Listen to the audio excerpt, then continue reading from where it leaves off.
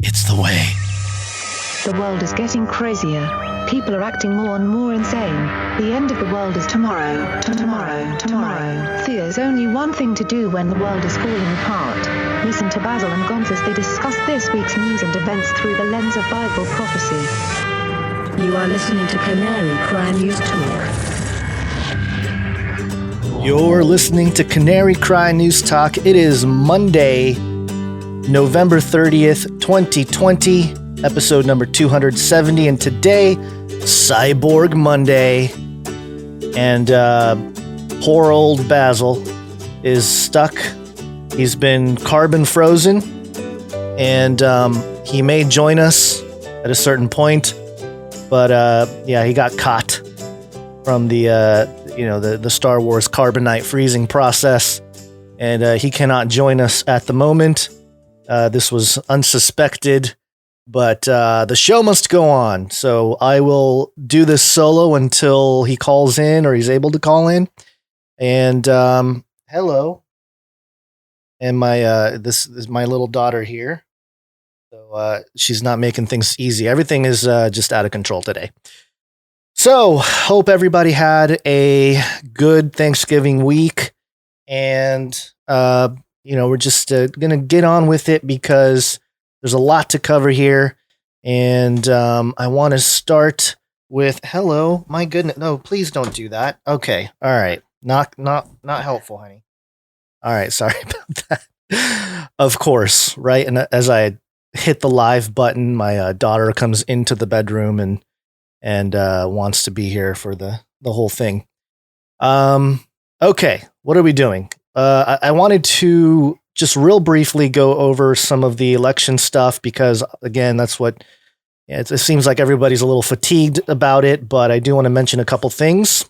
And so my question is very direct. Is voting by mail secure?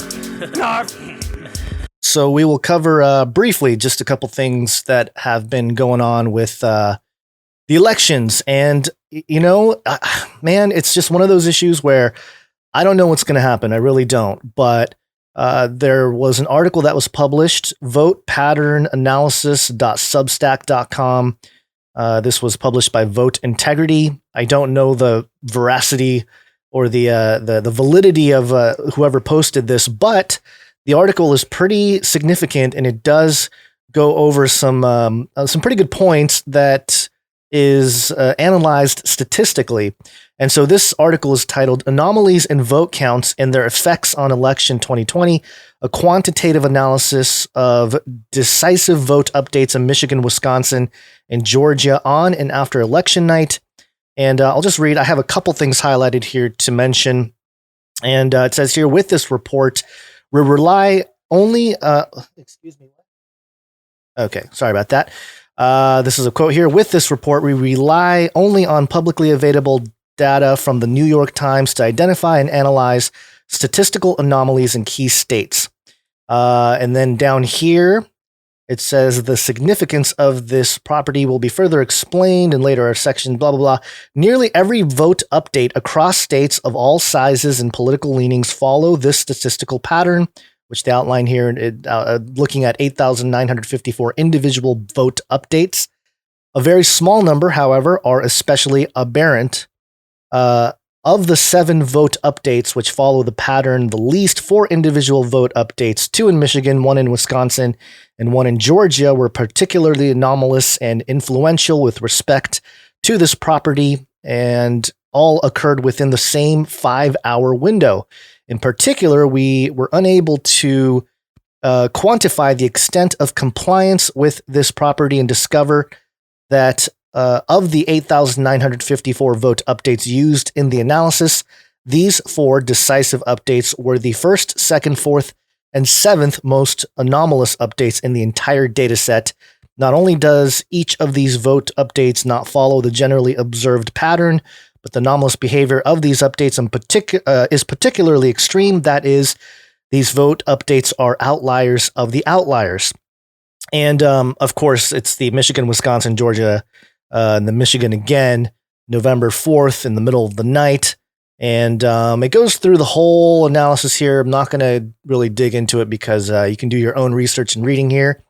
But I will get to the conclusion, which I have another little section highlighted. In conclusion, this report studies 8,954 individual updates to the vote totals in all 50 states and finds that 4 individual updates, 2 of which were widely noticed on the internet, including by the president, are profoundly anomalous.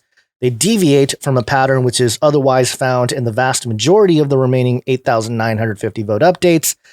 This finding presented by this report suggests that 4 vote count updates, which collectively were decisive in Michigan, Wisconsin, and Georgia, and thus decisive of a critical 42 electoral votes, are especially anomalous and merit further investigation. In particular, the findings that the broader data shows general patterns and our ability to measure just how much any individual vote update does or doesn't follow this pattern allows us to make concrete claims about both how extreme any given vote update is and about what any particular vote update might have looked like had it been less extreme one axis or another. We further find that if these updates were only more extreme than 99% of all updates nationally in terms of their deviation from this generally observed pattern, that holding all else equal, Joe Biden may very well have lost the state of Michigan, Wisconsin, and Georgia, and that he would have 42 fewer electoral votes, putting Biden below the number required to win the presidency. Either way, it is indisputable that his margin of victory in these 3 states relies on foremost anomalous vote updates identified by the metric developed in this report. So there you go. The analysis. Oh, hey, excuse me. Careful. Stuff falling apart over here. The analysis of the data that's publicly available does show anomalies, and I don't know. We're just going to have to keep an eye on it. We'll see if anything comes out of it. I will say that it was fascinating to see CNN come out with a potential road to victory, which is highly unusual for CNN to do. Hold on one second here. I need to, honey, but I'm trying to get this show going here. Yeah, so CNN coming out with how Trump could lose and still win. I thought this was fascinating. It's almost like they're trying to cover their bases here, especially when certain anomalies have been pointed out and how it does appear to have some hanky-panky going on. We've known that there's a lot of election fraud around the world. And so, my whole thing is the CIA have been known to mess with elections, foreign elections. So, of course, what are the odds that they would be meddling with our elections? So there you go. That's the quick update. Again, we'll keep an eye on it, and we'll see what happens. Okay, we got frozen Basil. We got kids running around. This is we're gone for a week, and then we just get all kinds of craziness. Runk smash, get her some candy. Yeah, I'm trying to not do the sugar thing with the baby, but it doesn't really work. Although that might be a good plan for the grandma. Try to lure her to not disrupt the show here. Let me check on Basil, see if he's available. I'm just going to let him know that we're live here. And things are kind of moving forward. At the very least, we're here to sort of distract you from the election stuff and keep you updated and on all the other things going on in the world, because there is a lot going on that you're not going to necessarily get from a lot of the news outlets today and this week and these next few weeks, because everybody is covering the election. So for Basil here, I know this is usually Basil's thing, but because he's frozen, I will step in for him and start us off with the Flippy update. Flippy update. Do you want fries with that? This is from Reuters. Oh, and Flippy is the colloquial name that we use to talk about the robot takeover. Somebody in the chat can mention his tagline. The robots are taking our jobs, taking our children, and flirting with our spouses, something to that nature. Basically, the idea that robots are invading our lives in all sorts of ways, and we're just keeping track of it And the conversation has expanded into various aspects of the robot takeover. But, we knew this was coming. When the first lockdown the lockdown first happened with the coronavirus, COVID-19, and I have no qualms with saying that on the live stream, especially on YouTube, because, they're already demonetized us. We're working on moving off of YouTube and using YouTube as kind of a peripheral platform. But in the meantime, when the whole thing happened, one of the first things we said on Canary Cry News Talk was, this is going to be used for pushing the robot takeover even more, the digital takeover. So this kind of story is no surprise. This headline here from Reuters.com, Egyptian inventor trials robot that can test for COVID-19. And I got to tell you, this is the creepiest looking robot I've ever seen in terms of a test. This is the Sira 3, a remote-controlled robot that runs tests on suspected coronavirus disease patients. And I'll flip through some of these pictures here. Oh gosh, look how creepy. Why do they give it eyes like that? Why try to make it look human? I don't get that. If you're going to have a robot, go with some of those robots that have that cute look. I understand that, but the whole make it look like a human face, I just don't get it.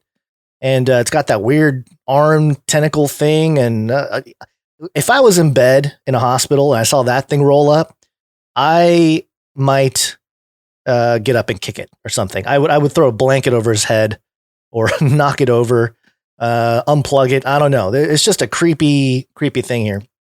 But let me read the article here. It says Tanta, Egypt. With Egypt facing a second coronavirus wave, an inventor is trialing a remote control robot which can test for COVID-19, take the temperature of patients, and warn them if they don't wear masks at the private hospital north of Cairo. Mahmoud El Komi, who designed the robot called Sira 03, says it can help limit exposure to infection and prevent the transmission of the virus. His creation, which has a human-like face,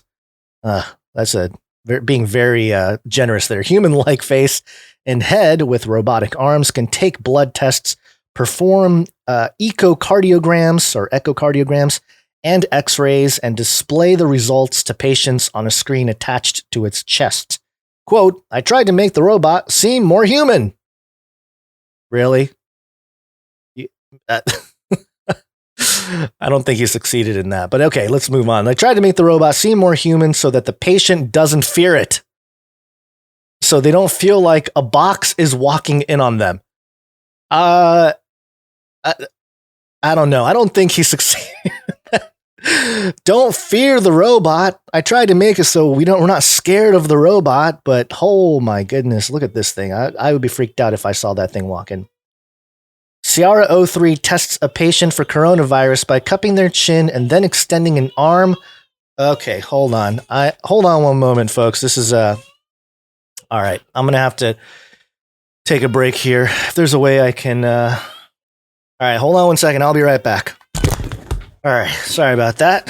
This is just turning into a pretty disastrous live stream here. Okay, where was I? Something about the robot here. Sierra 03 tests a patient for coronavirus by cupping their chin and then extending an arm with a swab into their mouth. Oh boy. Abu Bakr El-Mihi, head of a private hospital where the robot is being tested, said they were using the robot to take the temperature of anyone suspected of having COVID-19. All right. So there you go. If you're in Egypt, if you're in a hospital, and you see this guy roll up, good luck to you. I gotta say, this is I don't know. Why can't they have? I don't know. Anyway, we've talked about this before. I'm sure Basil would have his thoughts on making it look less creepy. But, or, at least put a mask on the robot to make it feel like he's part of it too, or it, or whatever. Oh, look at that. You got the UN logo right on his belly. Look at that. Giving themselves away. Is that like the next thing here? You got the UN robots that are going to basically, take your temperature and pretend like they're here to save us. Yeah. Well, anyway, there you go. The Flippy update for this week, or for today anyway. And let me check real quick on Basil. Nope, nothing from him still. He's still frozen. Okay, so let's go through some updates. I got a couple stories here, and we'll try to get through this quickly because I have a screaming child that is not cooperating. Okay, here we go. Brief updates. We interrupt this broadcast to give you a brief update. By the end of this timely interruption, you will be thoroughly updated. 33 is the number of completion of the Great War.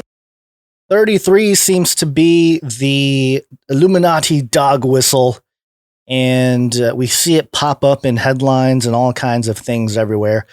This first one here, I just thought it was an interesting coincidence because this Supreme Court ruling about, I think it was in New York, of how basically the religious gatherings are allowed. The Supreme Court voted. They said, hey, churches and people in faith can meet, and they're going to uphold the Constitution.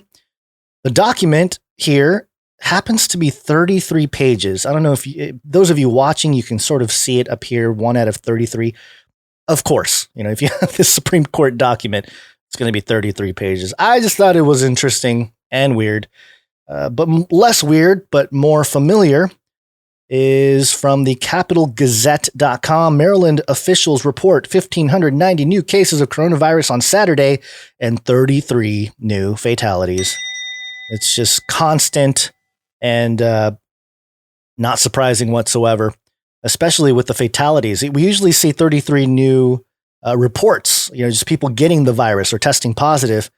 But now we're talking about fatalities. Well, they've talked about fatalities before too, but in this case, here's another headline for it. But, not to be outdone by the 33, if you multiply the number 33 by 20.18181818 ad infinitum, you get the number 666. And this headline was sent by a producer of the show, and I shared it on Twitter the other day. This is patch.com. 666 new coronavirus cases in DuPage County in past 24 hours. 6 people died of coronavirus in the past 24 hours. Okay. I don't know how else they can be trolling people like us who happen to be followers of Jesus and think that, hey, maybe there's some kind of, conspiracy going on, trying to go after people that believe in Jesus. But this is ridiculous. 666 new coronavirus cases in DuPage County in past 24 hours. And yep, that's what it says. DuPage County. Maybe I'm saying it wrong. DuPage? Am I saying it? Somebody in the chat can correct me. DuPage County has seen 666 new coronavirus cases and 6 deaths in the past 24 hours, according to the DuPage County Health Department. In total, there have been 44,045 coronavirus cases and 731 deaths, Illinois Department of Public Health reports. Blah, blah, blah. So it goes on and talks about how scary this thing is. But at a certain point, I don't know. It's just kind of like, all right, did they, I don't know, kill someone just to get to that number? Or it's just ridiculous. I just don't think that this is natural. You get these numbers like 33 popping up all the time. And of course, 666 popping up as well in the last week. This was published on November 27th, 2020. So a recent thing here. It's just pretty crazy, pretty ridiculous. But in the last week, there were other strange things here, and I did want to talk about it. You don't know what you're looking at. What's driving that thing? It's not a space alien. Aliens. It's unidentified. Well, this wasn't exactly a UFO, but everyone was talking about it. BBC.com, Utah Monolith Internet sleuths got there, but its origins are still a mystery. And of course, there was a monolith that somebody had put up in Utah. And it says here, when officials in Utah on Monday revealed they had found a shimmering metal structure deep in the Red Rock Desert, they refused to say exactly where. They hoped that would be enough to deter amateur adventurers from setting off to find it, risking getting dangerously lost in the process. But there was little chance that people would abide by this advice. By Wednesday, pictures were emerging on Instagram of people triumphantly posing with the monolith, eager to show the world that they had got there first, even if the wider mystery of why it is there remains unsolved. They were aided by internet sleuths who quickly geolocated the structure on Google Earth and posted the coordinates online. Quote, I decided to go there first because I was drawn to the fact that this object had been there for 5 years, hidden in nature, said David Serber, a 33-year-old former U.S. Army infantry officer who drove 6 hours through the night after finding a Reddit post claiming to have found the exact location. And it goes on here. I mean, very strange. It is definitely strange, and reminds us of the Space Odyssey 2001. It has since been removed. And I found this post here from the Bureau of Land Management, BLM of Utah. And BLM Utah, right? Utah isn't known for BLM, the Black Lives Matter BLM, but they're known for the Bureau of Land Management, which I think there's some kind of linguistic, programming type of stuff going on there too, because we had an episode on Canary Cry Radio, I think it was about a year ago, maybe 2 years ago now. It's been a while, where we interviewed a guy who was part of the whole standoff with the BLM. And it was a very interesting episode. If you hadn't heard of it yet, go look for it on Canary Cry Radio. And I don't have it pulled up right now. Somebody can look for it in the episode number. But here's what they posted on November 28th, the Bureau of Land Management, BLM Utah. Here is our official statement on the rumors surrounding the monolith. We have received credible reports that the illegally installed structure referred to as the monolith has been removed from Bureau of Land Management public lands by an unknown party.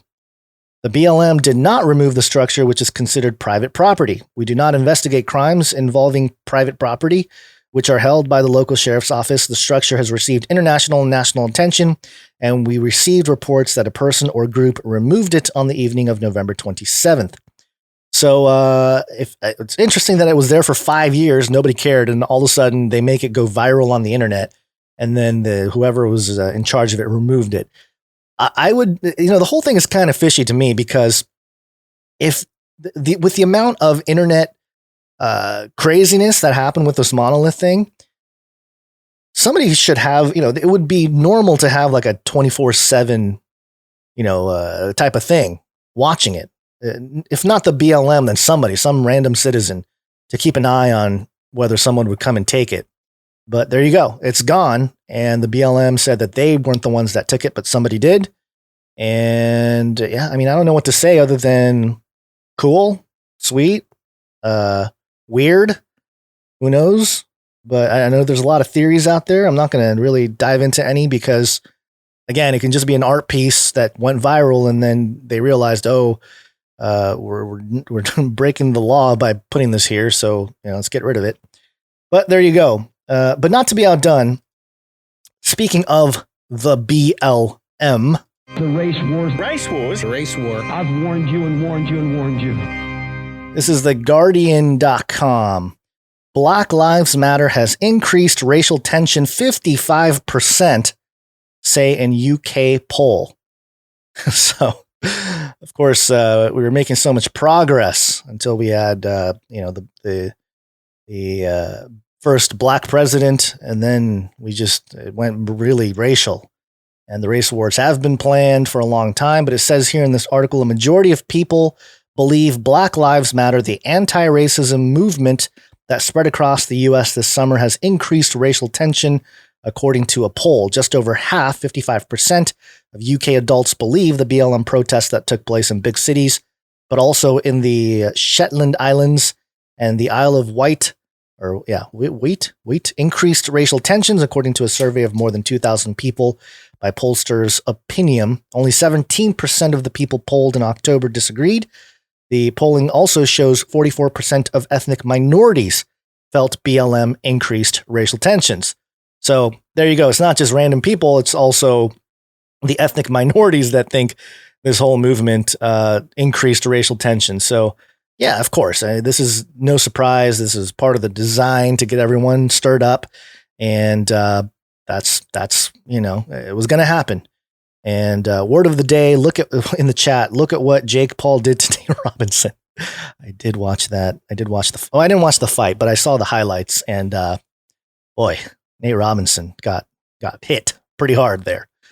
But to his credit, he's not a boxer. He's a basketball player, and I think Jake Paul is a professional boxer. So if you're gonna try to get in a ring with a professional of any sort, and you're not a professional in that thing, you might get knocked out. So anyway, there's your little update on that. Of course, this has been used to bring about a new world order and push for more tension and chaos.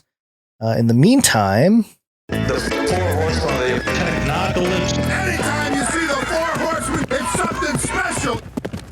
This is canberratimes.com.au. Elon Musk passes Bill Gates on rich list. And it says here, U.S. entrepreneur Elon Musk has overtaken Microsoft founder Bill Gates and is now the second richest person on the planet, with a fortune totaling $127.9 billion, according to the Bloomberg Billionaires Index. So there you go. Elon Musk making moves. And, Elon's kind of been stirring the pot, so to speak. He doesn't toe the line exactly the way I don't know what you call it, the scientific dictatorship, liberal left, traditional World Health Organization, Agenda 2030 type of thing. He seems to sort of poke holes in some of it, but I tend to think that's by design as well. I don't think that this is just Elon being cool and he's just so awesome because he's poking holes in the whole coronavirus PCR testing thing and trying to go against the status quo with all that. I think this has to do more with a controlling both sides of the conversation type of situation, and not so much that, Elon is just so cool. Although, maybe Basil still thinks he's so cool and he's going to help him. If Elon can help Basil get out of his carbon freezing situation, I'm sure he wouldn't mind. But there you go. Elon's second wealthiest. And these wealthiest lists, the billionaires list or whatever, it's kind of nonsense because we know that there are families that far exceed the billions in wealth, and they their wealth is not in dollars or stocks or something like that. This is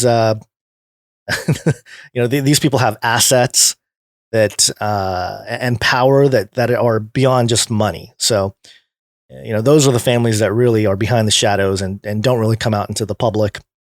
They're the ones that really control everything. But, if we're going to talk about the billionaires index, where's the trillionaire index? There's got to be, there are trillionaires out there, but, we're not going to really talk about them because that would be exposing some of the higher ups in the hierarchy. So keeping that in mind. Speaking of the beast system, beast system.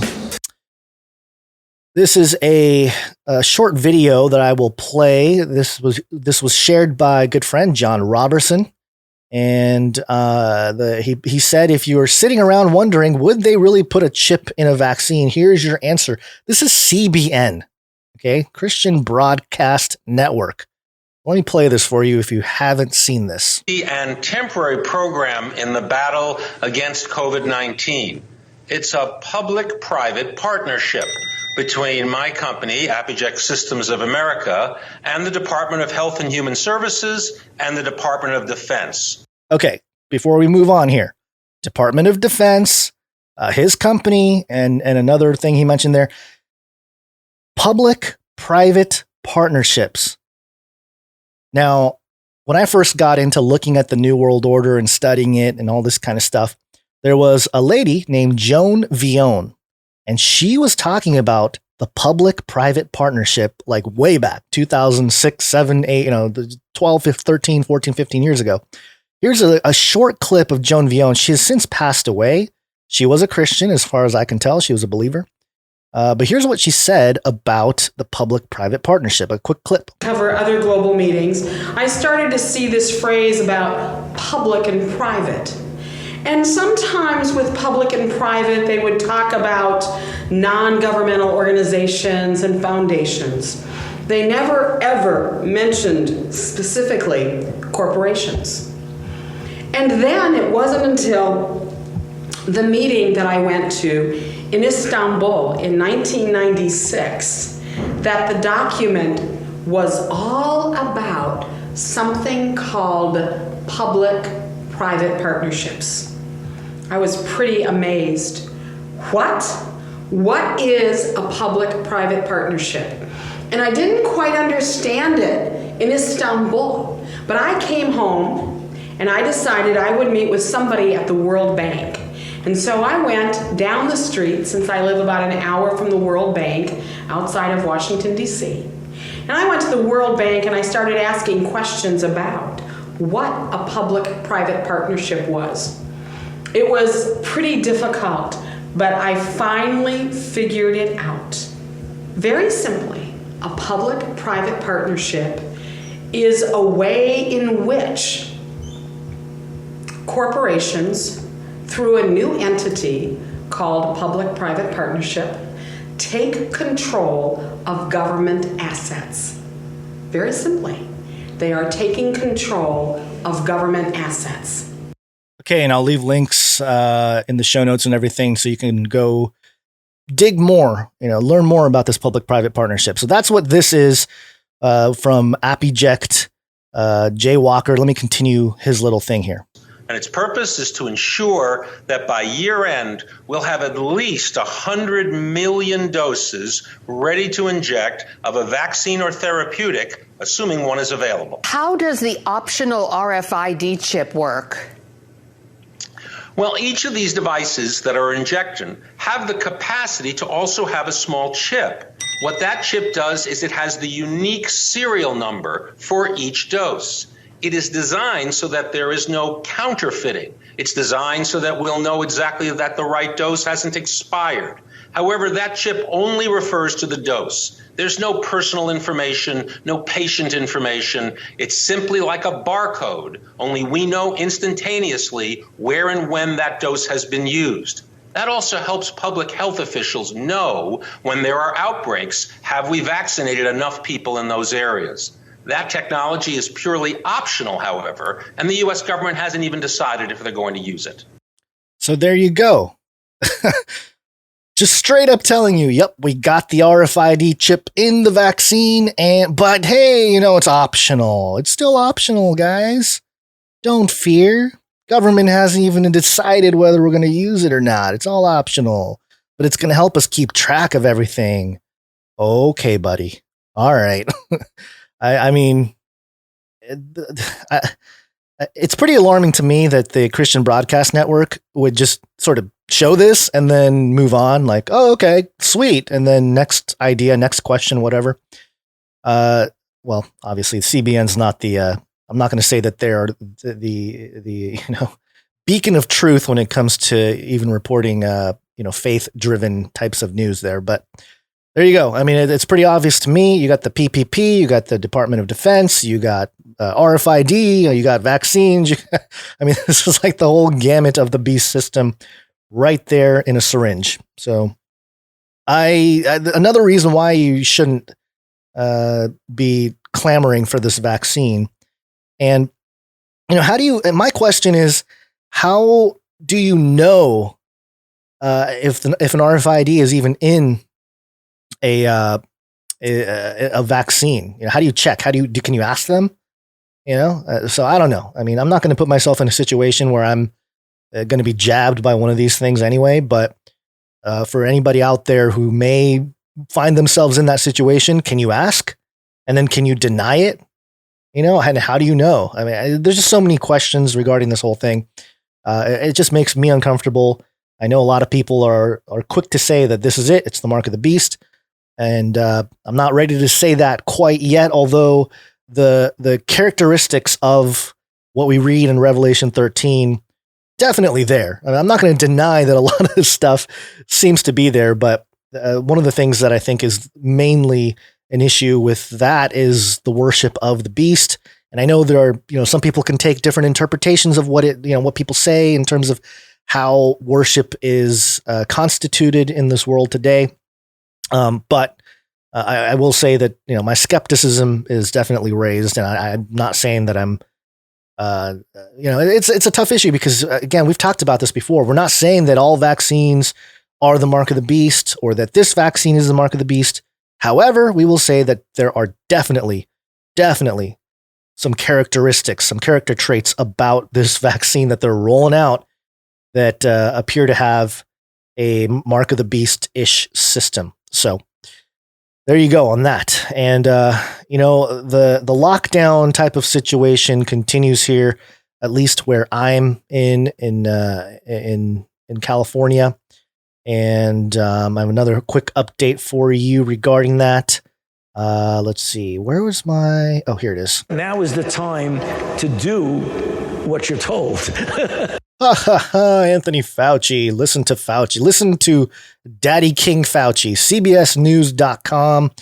This is Mayor Eric Garcetti of Los Angeles. Los Angeles today went on lockdown, like full lockdown. They first did the 10 p.m. to 5 a.m. curfew, which is like, okay, all right, put a curfew on a time when most people are sleeping. And then all the sheriffs came out and said, yeah, we're not going to enforce that because it's ridiculous. But then here's Mayor Garcetti talking about what he plans to do and is going to do with people that are not listening to science and not listening to the authorities. Ever since March 15th, when Los Angeles was the first city to shut down businesses where people gather, we've made it our mission to limit the spread of this disease and to limit the risks of lives and to our economy.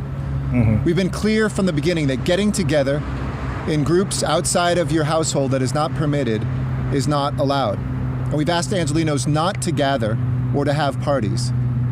I know this has been a tough ask because we're Angelenos. We like to be with each other. We like to be around people. Okay. We want to see our friends and families, and I know how tough these months have been for all of us. Everything that we are doing, though, everything that we individually and collectively are sacrificing, depends on each one of us doing our part to reduce infections, hospitalizations, and deaths. And these sacrifices help us manage access to the economy and a paycheck, keep more businesses' doors open. Mm-hmm. But all the sacrifices can be undone by those who refuse to follow the science and who refuse to follow the rules and put our economy and our community at risk. Recently, we've seen the reports of some large parties and gatherings in flagrant violations of health orders. As our County Department of Public Health said yesterday, and I quote, "The highest risk settings are large in-person gatherings where it is difficult for individuals to remain spaced at least 6 feet apart, and where face coverings are not worn. The consequences of these large parties ripple far beyond just those parties. They ripple throughout our entire community because the virus can quickly and easily spread. While we have already closed all nightclubs and bars, these large house parties have essentially become nightclubs in the hills. Many times the homes are vacant or used for short-term rentals. And beyond the noise, the traffic, and nuisance, these large parties are unsafe and can cost Angelenos their lives. That is why tonight I am authorizing the city to shut off Los Angeles Department of Water and Power Service in the egregious cases in which houses, businesses, and other venues are hosting unpermitted large gatherings. So there you go. He's going to shut down water and electricity to anybody who is going against the order and not shutting down large meetings or having large meetings against the health officials and all this kind of stuff. That's ridiculous. That is absolutely ridiculous. This is a grave oversight This is totalitarian. It's out of control. I don't know any other way to put it. I can understand why so many people are leaving California. Definitely get out of Los Angeles. If you live in Los Angeles and you can get out, do it. You can come to Orange County. It's a little better. Orange County, where I live, most people are like, yeah, okay. I have LibJo type friends. I have LibJo type neighbors, and we'll get into conversation. And a lot of them are like, yeah, I don't know about what they're doing over there in LA. I don't know why they're doing all this stuff. And it's because, Los Angeles has been overtaken by, you can call them socialists. You can mention China, the communist regime, whatever, the Marxists, the liberals, you can call them whatever you want, but it has failed. Whatever the experiment was over there in terms of creating a type of utopic thing, it has not worked because their policies were horrible. And the rich and poor, the middle class was absolutely destroyed. And the homeless situation is completely out of control. Middle class neighborhoods are just totally taken over by the homeless. And, you can blame the wealthy and the politicians and all that. That's definitely a big reason why there's a big homeless problem in LA. But also I think culturally, the type of people that are just happy to live under a bridge or a highway or whatever, tent city, they have also been culturally indoctrinated into, screw the system. I'm going to opt out and I'm going to just live my life the way I want in a tent and just, get by. And I think it's all ultimately when you get into the spiritual side of things, because obviously it's psychological. Obviously there's a political or judicial aspect to this. But spiritually speaking, it's creating an atmosphere that is ripe for chaos. And we know they want chaos so they can bring order out of it. They never want true fairness. They never want true equality and all these things that they always talk about. No, they want chaos. And so they got their chaos. They have people, the entrepreneurial types, they're leaving LA, they're leaving California, but they still continue to enforce this nonsense. It's very out of touch. And pray for California, because I do think, despite what's happening in LA, I do think that there were a lot more people, and this isn't and I'm going to mention this in the context of politics, in the context of the right-left paradigm, because we know that a lot of that is a farce. But in terms of, your normie people, your normie friends and family that may be out there, I think a lot more people started to side with, the Republican messaging, the right-wing messaging, because the obvious failures of the left-wing, liberal, democratic, all this stuff. So it's very interesting to see. And I do think California, in terms of, again, the right-left paradigm, we'll have to see if some of the evidence comes out. There are some people on the fringes of the election thing, and I know I said I'm not going to talk about the elections. This is peripheral stuff. But some people were saying that, Trump got 400 and something electoral votes and California was red. And, people are like, I don't know about that. But living here, I wouldn't be 100% surprised if that was the case, only because the ridiculous overreach of places like San Francisco and Los Angeles, it's just out of control. And a lot of people, I think, were just kind of like, yeah, just something different, let's vote for something different. But, again, it's one of those situations where you can vote in another side, but it's not going to really make that much of a difference, because ultimately this is a spiritual war. It's not just a judicial or government type of war. This is a lot more than that. So, yep, again, pray for Californians. And let's move on here. One more quick update. This is about vaccines. Vaccine.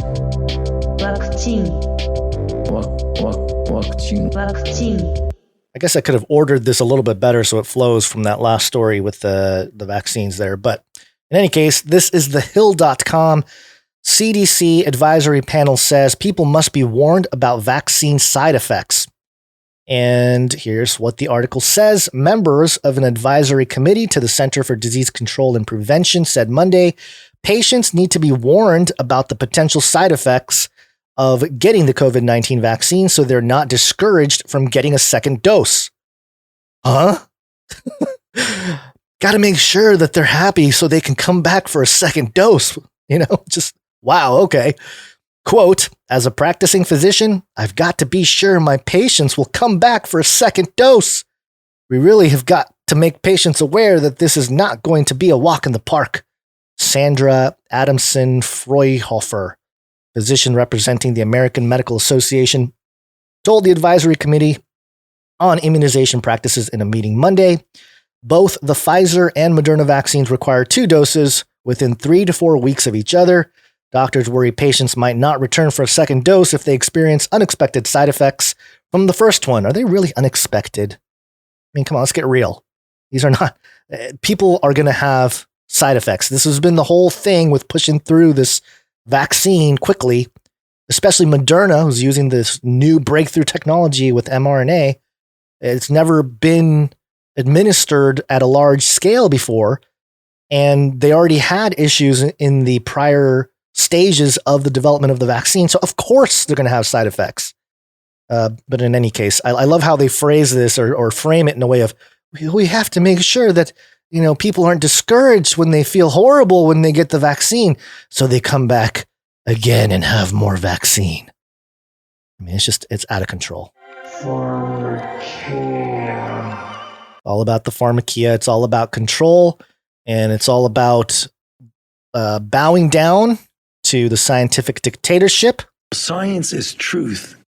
That's the words of Dr. Anthony Fauci, which, again, science is truth. Not only is it not a scientific statement, it's a statement that cannot be proven scientifically. So, all this nonsense with science.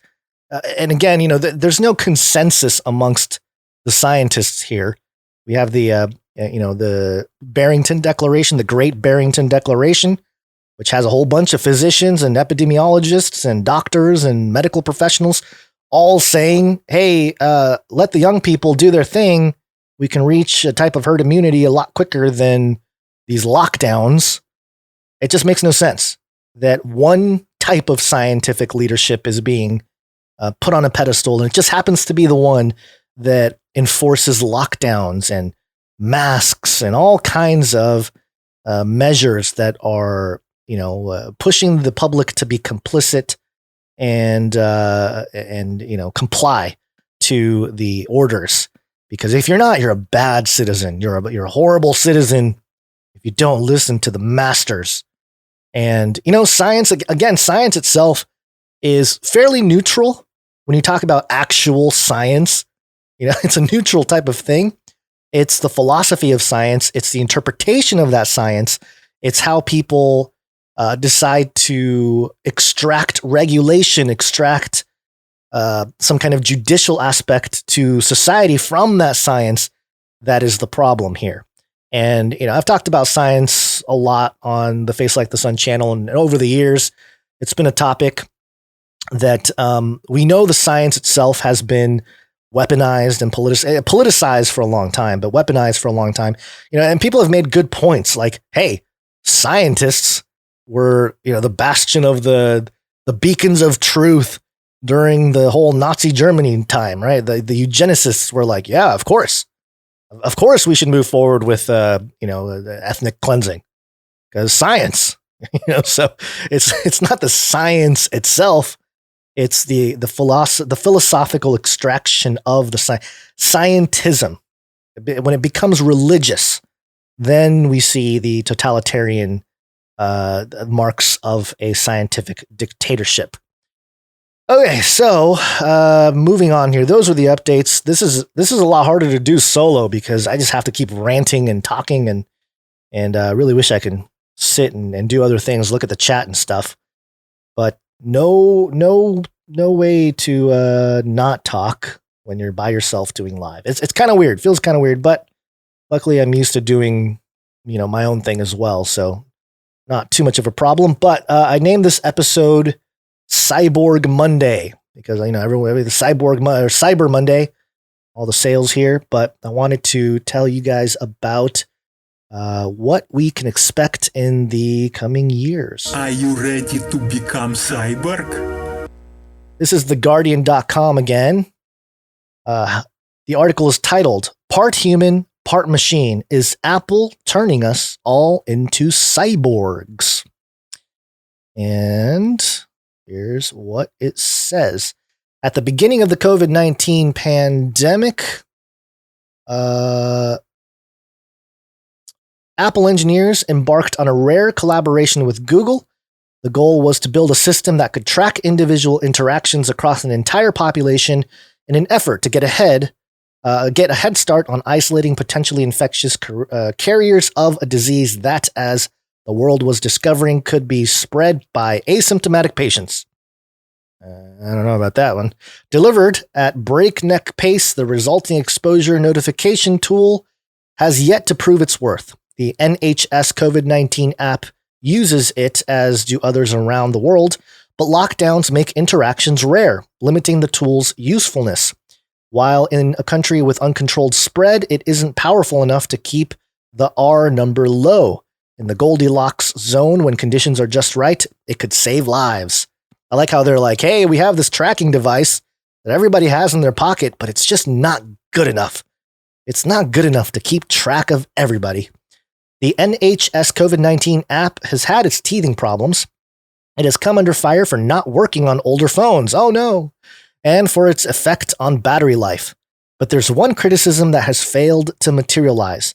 What happens if you leave home without your phone? Ooh, because who does that? The basic assumption that we can track the movement of people by tracking their phones is an accepted fact.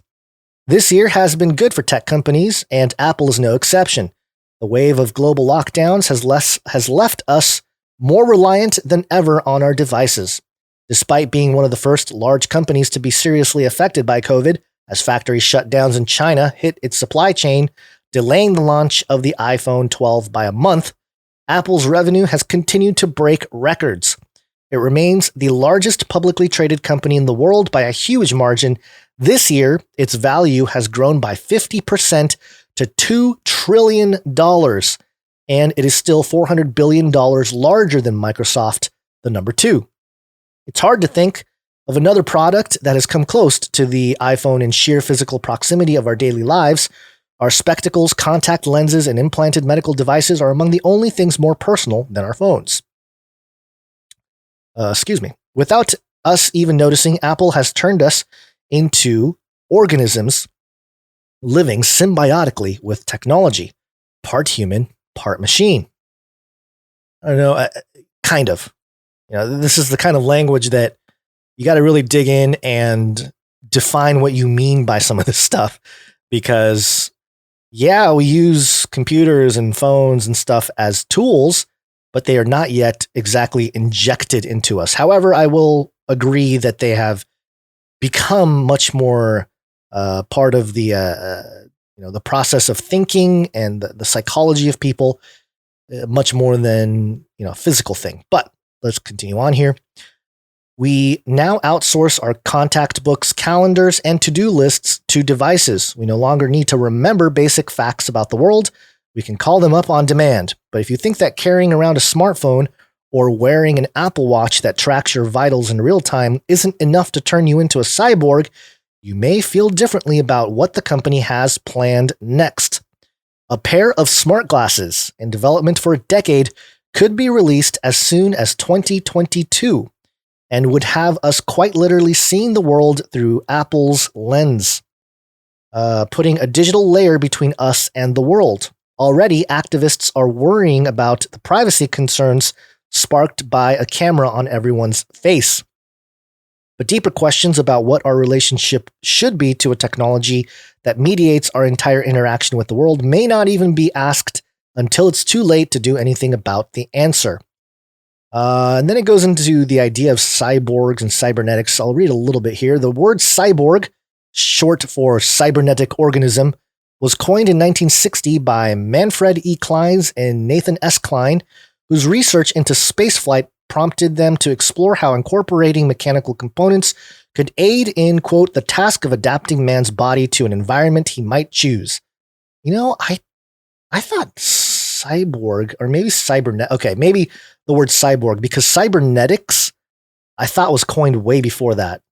With I'm going to look it up because I'm going to double check. Norbert Weiner had the book that had the all-seeing eye on there, and he was the one that talked about cybernetics and controlling the human machine and stuff like that. So take a look at cyborg. I guess, all right. So it says 1960. Let's look at cybernetics just to double check. Yeah, cybernetics was Norbert Weiner. Theory or study of communication and control, coined 1948 by mathematician Norbert Weiner. So, okay, so all right. I guess that's the difference between cybernetics and cyborg, which I guess it's I don't know, a distinction to make, but it's sort of the same thing here. And for anybody wondering, and if you're viewing the live stream here, you can see here the book is called God and Gollum Inc. by Norbert Weiner. And you can see there the all-seeing eye and, like a machine thing there, a gear type thing. And the book is subtitled A Comment on Certain Points Where Cybernetic Impinges on Religion. So again, this has always been a spiritual discussion. People always say, oh, technology, technocrats, it's squashing religion. No, it's just its own type of religion. So, okay. All right. So cyborg was different than cybernetic. But then it gets into some of the cultural things here. It quotes Bruce Sterling, a U.S. science fiction author and futurist, whose Mirror Shades anthology defined the genre for many. Quote, if you're looking at cyborgs in 2020, Sterling says, it's an Apple Watch. It's already a medical monitor. It's got all these health apps. If you really want to mess with the inside of your body, the watch lets you monitor it much better than anything else. And talks about the Apple Watch a little bit. And I thought this was interesting. Now your watch can not only measure your heart rate, but scan the electric signals in your body for evidence of arrhythmia. It can measure your blood oxygenation level, warn you if you're in a noisy environment that could damage your hearing, and even call 999 if you fall over and don't get up. I didn't know this. If you have an Apple Watch on and you fall over, you can hit 999. Or maybe if you're upside down, you hold your wrist upside down, you can hit 666. There you go. Somebody will come help you. We'll get through here. Apple, I think more than any other brand, truly cares about the user experience. And they test and test and test and iterate and iterate and iterate. And this is what we've taken from them, says Samantha Payne, the chief operating officer of Bristol's Open Bionics. The company, which she co-founded in 2014 with CEO Joel Gibbard, makes the Hero Arm, a multi-grip bionic hand. With the rapid development of 3D printing technology, Open Bionics has managed to slash the cost of such advanced prosthetics, which could have cost more than $100,000 10 years ago, to just a few $1,000s. And yada, yada, yada. More about the disabled, which we've mentioned so many times on this channel and on the podcast and everything else.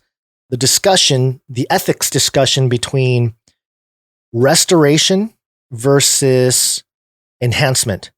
So, people that have disabilities, people that are amputees and stuff like that, they will buy into this technology for restoration to par, so to speak, to be able to function in society with everybody else.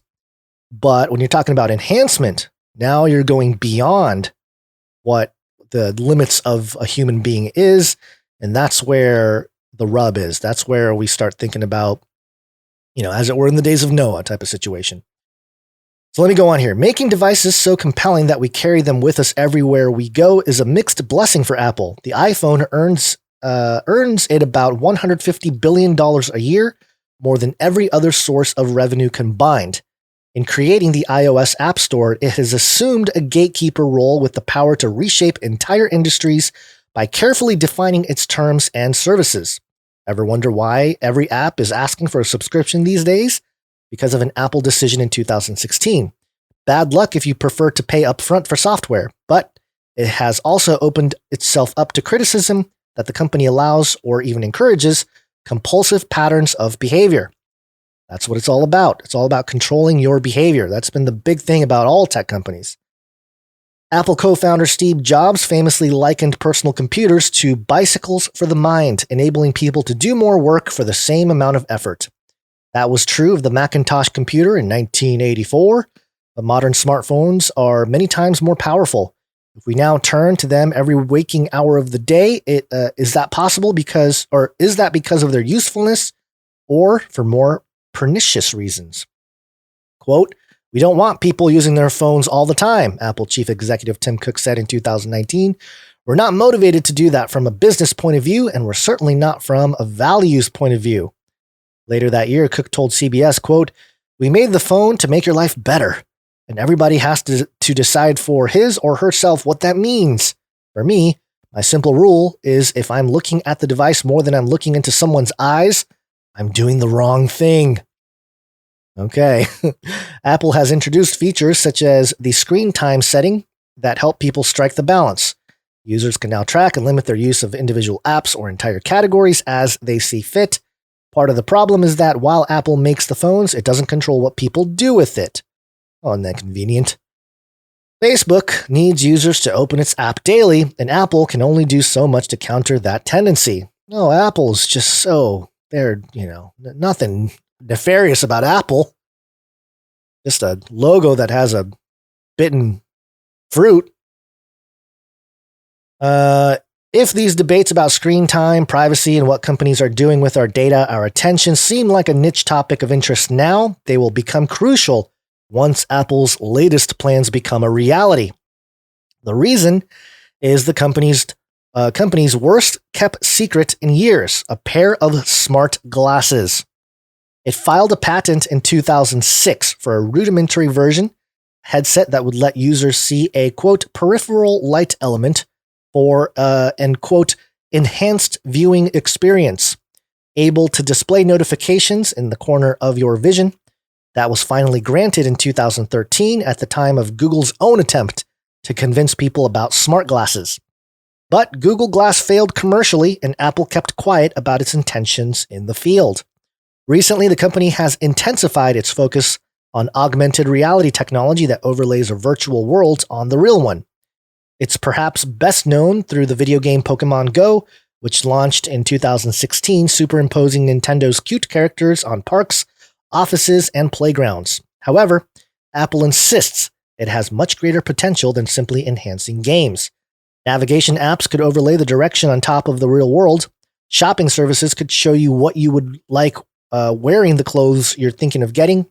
Architects could walk around inside the spaces they have designed before shovels even break ground. With each new iPhone launch, Apple's demonstrated new breakthroughs in the technology, such as LiDAR support in new iPhones and iPads, a tech, think radar with lasers, that lets them accurately measure the physical space they are in. Then, at the end of 2019, it all slotted into place. A Bloomberg report suggested that the company hadn't given up on smart glasses in the wake of the Google Glass failure, but had spent 5 years honing the concept. The pandemic put paid to a target of getting hardware to the shelves in 2020, but the company is still hoping to make an announcement next year for a 2022 launch, Bloomberg suggested. Apple's plans cover two devices, codenamed N301 and N421. The former is designed to feature, quote, ultra-high resolution screens that will make it almost impossible for a user to differentiate the virtual world from the real one, according to Bloomberg's Mark Gurman. This is a product with an appeal far beyond the hardcore gamers who have adopted existing VR headsets. You might put it on to enjoy lifelike immersive entertainment, or to do creative work that can make the most of the technology, but would probably take it off to have lunch, for instance. N421 is where the real ambitions lie. Expected in 2023, it's described only as, quote, a lightweight pair of glasses using AR, but argues Mark Pesce in his book Augmented Reality that this would be the culmination of the mirror shades dreamed up by the cyberpunks in the 1980s, using the iPhone as the brains of the device and, quote, keeping the displays themselves light and comfortable. Wearing it all day, every day, the idea of the world without a digital layer between you and reality would eventually fade into memory, just as living without immediate access to the internet has for so many right now. That is insanity to think, but likely going to happen. You know, the conversation here in the eschatological context is important because a lot of people, when the internet first came out, it wasn't big, obviously, because the internet hadn't developed, the communities that were talking about biblical eschatology. But there were a lot of believers that were like, the internet itself, it's the mark of the beast, it's happening.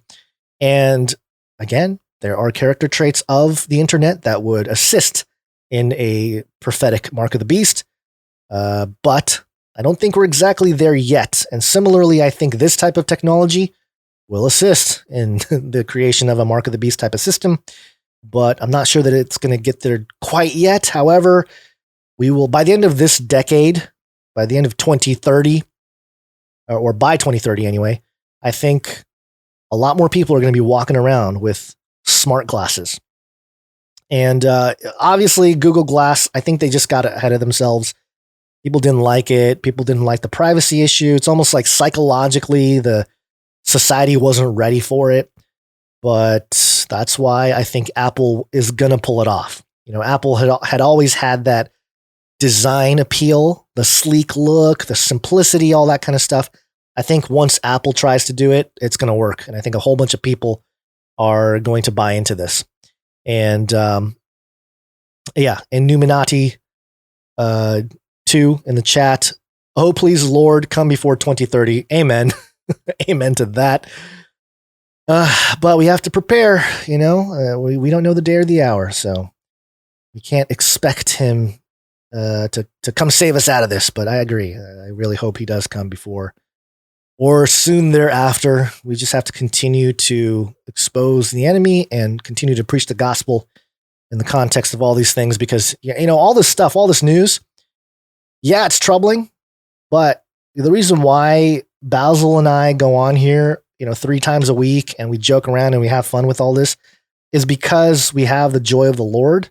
We're not going to sit here and push the spirit of fear, because that's not what this is about. There's hope here. There's truth that comes, or there's freedom that comes with truth, and that truth is of Jesus Christ. So, we're just trying to display that and say, hey, it's going to be okay. You don't have to freak out every 10 seconds with every news piece that comes out. But I will say, I think a lot of people watching right now, listening, and I will say myself as well, we're pretty jaded. We're pretty jaded because we've been looking at this stuff for so long. It's like, oh yeah, of course. Yeah. AR glasses. Everyone's going to be wearing it. Yep. Of course. No problem. So let me continue reading a little bit more here. If Apple pulls off that launch, then the cyberpunk and cyborg future will have arrived. I don't know about that. Putting on AR glasses is not quite the same as having like a cybernetic body, but this guy, whoever wrote this, is really pumped about it. It's not hard to imagine the concerns as cultural questions clash with technological. Hasn't that already happened? Should kids take off their glasses in the classroom, just as we now require them to keep phones in their lockers? Will we need to carve out lens-free time in our evenings to enjoy old-fashioned healthy activities such as watching TV or playing video games? I find that hysterical because healthy activities, watching TV and playing video games, not exactly healthy activities. And I like how they're old-fashioned too. Old-fashioned, watching TV like an old person. How about reading a book? How about having a conversation with family? You don't always have to have the screen in front of your face. It's a fool's errand to imagine every use of AR before we have the hardware in our hands, writes developer Adrian Hahn, who was called on by Google to write games for their smart glasses a decade ago. Quote, yet there's one use of AR glasses that few are talking about, but will. I'm sorry, hold on. Yet there's one use of AR glasses that few are talking about, but will be world changing. Scraping data from everything we see. That is key here. Data is everything. This world scraping. Whoa, what happened to chat? Oh, somebody just put in something. Okay. All right. I don't know if that worked there. Vault Such. I think there's a message in there somewhere. Okay. Sorry. I got distracted by the big chat thing. Yes, world scraping would be a big tech dream and a privacy activist's nightmare. A pair of smart glasses turns people into walking CCTV cameras. And the data that a candy company could gather from it is mind-boggling. Every time someone browsed a supermarket, their smart glasses would be recording real-time price data, stock levels, and browsing habits. Every time they opened up a newspaper, their glasses would know which stories they read, which adverts they looked at, and which celebrity beach pictures their gaze lingered on. Quote, we won't be able to opt out from wearing AR glasses in 2035 any more than we can opt out of owning smartphones today, Hahn writes. Billions have no choice but to use them for basic tasks like education, banking, communication, and accessing government services. In just a few years' time, AR glasses do the same, but faster and better. Oy, okay. I mean, it doesn't have to be, you know? And don't need your smart glasses to do education or banking. Banking maybe, or at least, you know, iPhones and stuff, banking, yeah. And that's where the mark of the beast conversation comes in. Banking, buying and selling. Apple would argue that if any company is to control such a powerful technology, it ought to. The company declined to speak on the record for this story, but it has invested time and money in making the case that it can be trusted not to abuse its power. The company points to its comparatively simple business model: make things and sell them for a lot of money. It isn't Google or Facebook trying to monetize personal data or Amazon trying to replace the high street. It's just a company that happens to make $1,000 or 1,000, what is that, francs? I don't know the pounds, 1,000-pound phones that it can sell to 150 million people a year. But whether we trust Apple might be besides the point. We don't yet know whether we can trust ourselves. It took 8 years from the launch of the iPhone for screen time controls to follow. What will human interaction look like 8 years after smart glasses becomes ubiquitous? Our cyborg present sneaked up on us as our phones became glued to our hands. We are going to sleepwalk into our cyborg future, are we going to sleepwalk into our cyborg future the same way? So there you go. Apple planning to bust out their Apple glasses, and 2022 is when they're starting to launch it. So keep that in mind. And again, I don't think that entirely makes us cyborgs, although it probably does move us closer in that direction. Messaging Basil here just to see if he's able to jump on from wherever he is in the time warp. But there you go. That's the main story for today, and that's why we named the episode Cyborg Monday as a kind of a play on Cyber Monday, and wanted to talk about this story because it's relevant. It's really relevant to everything we're going to see, everything that we're facing as a human society. And I think especially believers are not, I guess in general, people believers haven't equipped themselves enough with a foundational biblical approach to this, because there's a a totally biblical approach to having this discussion. And you do have to, okay, sorry. Reading a message from Basil here. Yeah, but there's a biblical approach to this stuff and a way to apply biblical principles to this conversation and everything else. So I did want to mention this and talk about this story because it's something to keep in mind as we move forward here. And along the same lines, the article mentioned data and world scraping. That's a word that we're going to hear more often. World scraping. Let me see if I can find the world. There it is. World scraping would be a big tech dream. And who's going to win that battle? Who's in the lead? Let's talk about that. Who's in the lead when it comes to world scaping? Welcome to Chinese News!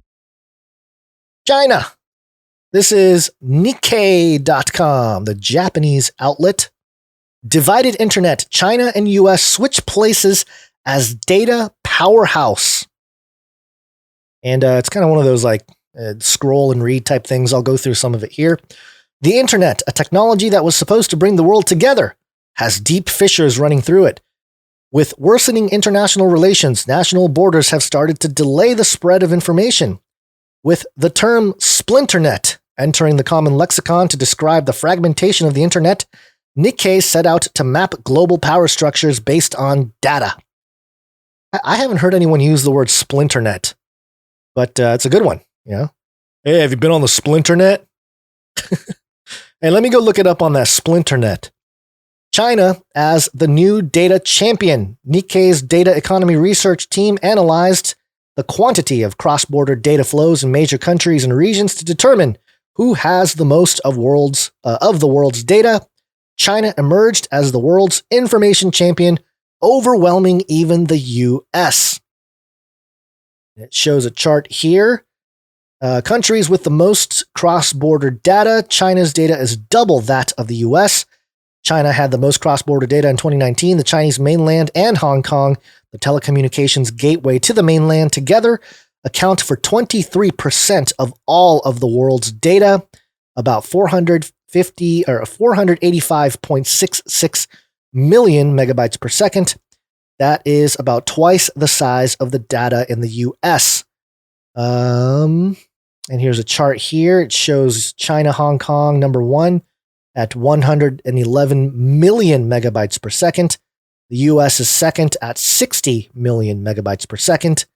Then you have the UK, India, Singapore, Brazil, Vietnam, Russia, Germany, France, and Japan coming in at number 11. But boy, China, I mean, that's a significant lead, almost doubling the US, who is second in the data race. Here, the US's time in the top spot is in the past. In 2001, the dawn of the internet age, the US was top country when it came to data. European countries and Japan also held some of the top spots, but the rankings now are dramatically different. India and Singapore surged ahead, while Japan sank to the bottom position, and bottom out of the 11 nations here. Disparities of data growth. All countries have seen dramatic increase in cross-border data since 2010. The change in ranking reflects differences in these growth rates.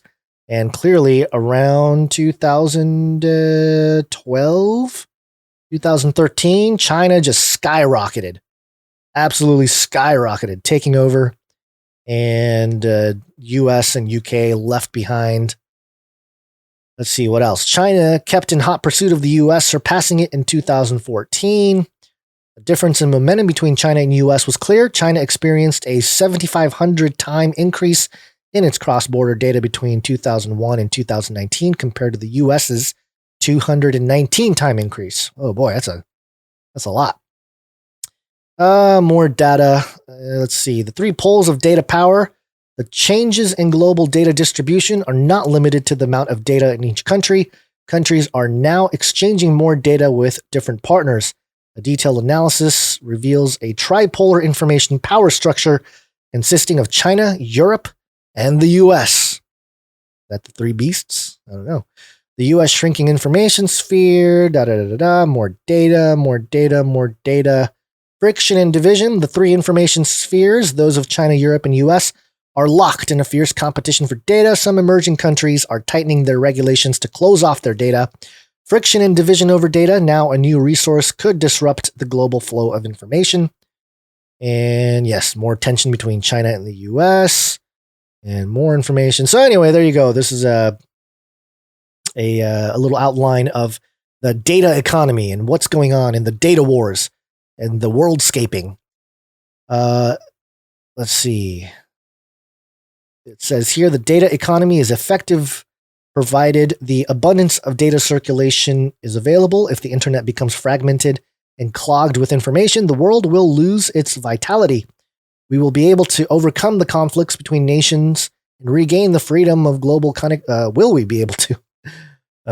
Will we be able to overcome the conflicts between nations and regain the freedom of global connectivity? Humanity is at a crossroads. There you go. Crossroads. China, US, the war, even though it's all under one big roof of the New World Order. But there you have it. The world is moving in the direction of too much information. I think it was Neil Postman who said something about being drowned in information. Let me see if I can, as I use the internet, the splinternet, to find the quote. It was amusing ourselves to death. And it was his whole thing about between Orwell versus Huxley. Who wins the battle between what kind of totalitarian system that we're going to have? And realistically, it's both, right? It's not one or the other. I think both had their sort of certain sectors are 1984-ish, other sectors are more Huxley-ish. But the quote was, Orwell feared those who would deprive us of information. Have we seen a world where certain platforms deprive information? Absolutely. Huxley feared those who would give us so much information that we would be reduced to passivity and egotism. 100% that has also happened. There's so much stuff on the internet that people have become passive. They've become feeders of their own ego. So this is absolutely true. I think both have happened. Okay, I'm going to go on a little break here, and that doesn't mean I'm going anywhere. I'm just going to do the normal break stuff, and we'll come back. We got a couple more stories to go through for this episode. I have one about space worms, confirming the wormicorn. They took our advice, and it happened. Wormicorns. And also a CRISPR update. But before then, we have some people to thank. It's break time!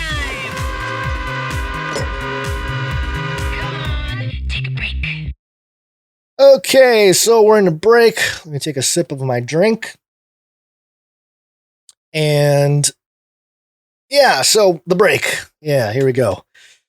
We operate as not with advertisers, but with a value for value system, a model that we took from the No Agenda show. Adam Curry, the co-inventor of the podcast, and John C. Dvorak. They're approaching 1,300 episodes, and they have never taken advertisers on their show, which is quite remarkable. And we thought, hey, we like that. We like it because advertising really is mind control. Advertising is part of the problem with information censoring in this world right now, what we just talked about with Neil Postman's quote there. Orwell fearing that the platforms, the totalitarian system would deprive people of information. Well, that happens through advertisers. If you are an advertiser and you want to reach a whole bunch of people, you can exploit the people that have large audiences, people that have much larger audiences than us, but we certainly have people that tune in, and we just didn't feel right about exploiting your attention and getting paid for it. It just wasn't our thing. So we decided to go with the value for value model. And what that basically is a system where we provide all the content for free. And for the most part, we've provided everything for free, from documentaries to podcast episodes to whatever. All the stuff that we've published, we've made available for free. And if you find value in that, you can give us value back by providing your treasure, your talent, or your time, as the 3 T's, as it is called.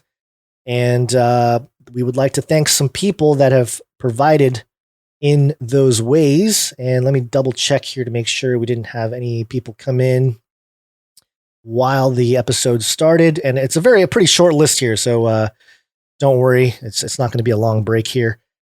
But you can go to Canary Cry Radio. I'm sorry, what am I saying? patreon.com/CCNT for Canary Cry Radio, and you can become a patron there.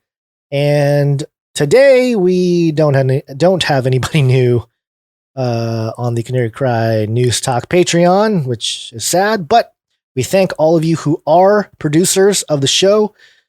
Producers, because if you contribute with your treasure, talent, time, then you are helping with the show. You are producing the show. So it's very we're very grateful for that, and we think that we should call you producers because, again, you're producing the show. Whether it's with your money, whether it's with even with your prayers. You're part of the production of this podcast. So that's why we call you producers. We also have Canary Cry Radio Patreon. That's patreon.com/Canary Cry Radio. And we have one person to thank, and I don't know how I feel about this one person who has become a producer of the show. Thank you, producer Black Pope. I'm not kidding. This person's name is Black Pope on the Patreon. I don't know what else to say. Thank you, producer Black Pope, for joining the Canary Cry Radio producership. And I don't think I have any messages from him. Let me double check. Or her, I guess. Yeah, it doesn't look like I have one here. But we thank you, producer Black Pope, for contributing and becoming a producer of the show. Now, I know Patreon, people don't like Patreon because, of course, we ran into some issues with them as well. They're trying to censor us. They're trying to censor anybody who's trying to tell the truth. But it's okay. We have other ways to support us to help produce the show. Go to canarycryradio.com/support. canarycryradio.com/support.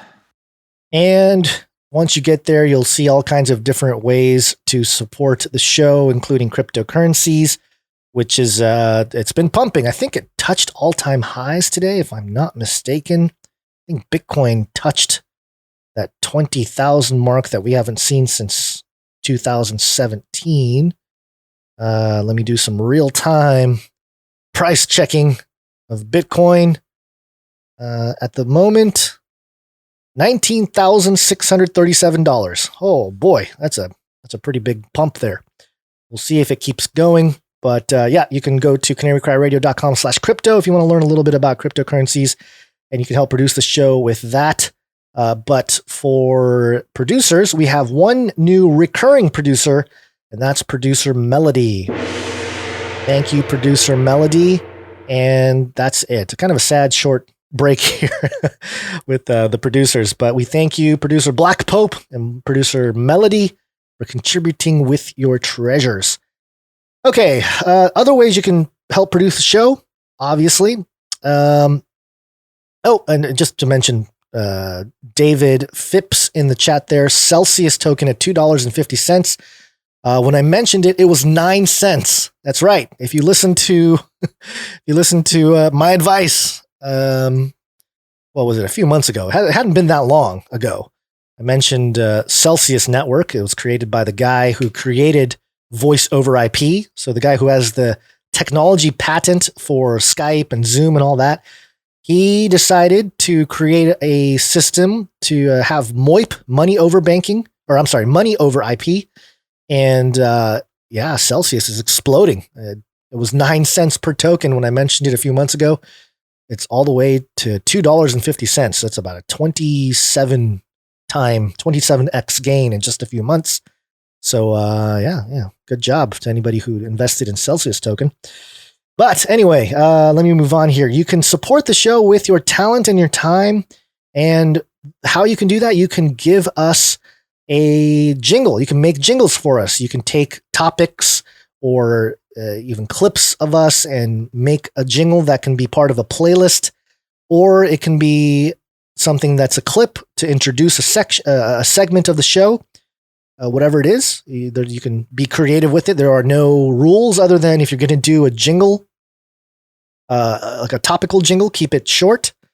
And if you're going to do a whole song for the playlist, we ask that you keep it on topic. That is to say, topical, that things that we discuss on Canary Cry News Talk.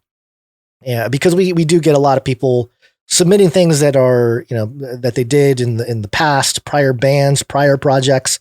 And, we'll play it if it's relevant. But we're really specifically looking for producers of the show, which means that they have to be on point in terms of content and it has to relate to the content of the show. Otherwise, you're just, it's a little lazy if you're just throwing in old stuff. We want you to produce. We're not just asking you for your old things. We're asking you to produce for the show. So, music. We do have a jingle. Actually, I'm sorry. We got one from Lloyd, and let me find a Lloyd. He did the "You Are Wrong" Karen jingle, and now we have one. The bidet, the bidet jingle. Let me look for it here real quick. And I apologize. I didn't have everything ready to go as I tried to prepare this episode all by myself. Okay, this is the bidets, man, jingle. Don't even get me started on bidets, man. Bidets, man.